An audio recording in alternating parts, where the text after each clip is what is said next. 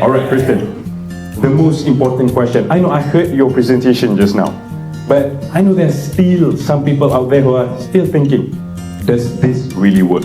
Stem cell, be it in the form of injection or in the form of supplements. Does it really work? Or is it like a study or research in progress? I heard that they can do this, do that, but does it really work? Medicine. Cure does not really exist in medicine. Broken bone is a different thing. An infection is a different thing. But cure does not exist.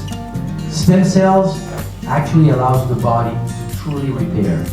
That the reason why these questions comes, the reason why people are doubting it, is not because there's no data. It's not because there's not enough information.